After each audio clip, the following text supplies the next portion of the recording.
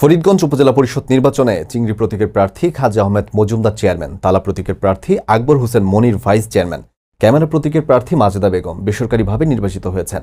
জামুন হোসেনের রিপোর্টে দেখুন বিস্তারিত। ফরিদগঞ্জ উপজেলা পরিষদ নির্বাচনে চিংড়ি প্রতীকের প্রার্থী খাজা আহমেদ মজুমদার বেসরকারিভাবে চেয়ারম্যান নির্বাচিত হয়েছেন।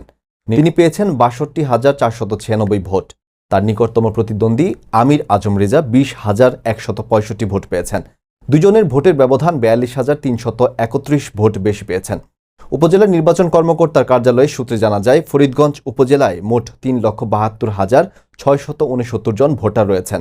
এদের মধ্যে পুরুষ ভোটার ১,৯৫,১২২ জন ও নারী ভোটার ১,৭৭,৫৫৭ জন। ১১৮টি ভোট কেন্দ্রে ৮৭৪টি কক্ষে ইভিএমের মাধ্যমে ভোটাররা তাদের ভোটাধিকার প্রয়োগ করেছেন।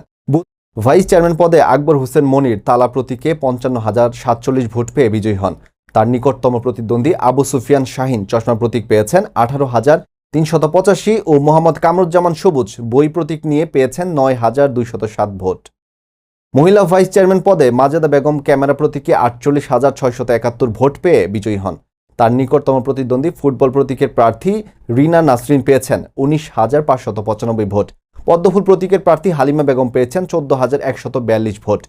এর আগে বুধবার সকাল ৮টা থেকে বিকেল ৪টা পর্যন্ত ফরিদগঞ্জ উপজেলার মোট ১১৮টি কেন্দ্রে ভোট গ্রহণ অনুষ্ঠিত হয়। নির্বাচন অবাধ, সুষ্ঠু ও নিরপেক্ষ করার জন্য উপজেলা প্রশাসন ও পুলিশ প্রশাসনের ঊর্ধ্বতন কর্মকর্তা সহ আইন শৃঙ্খলা রক্ষার বাহিনী বিপুল সংখ্যক সদস্য নিয়োজিত ছিলেন, যে কারণে কোথাও কোনো অপ্রীতিকর ঘটনার খবর পাওয়া যায়নি।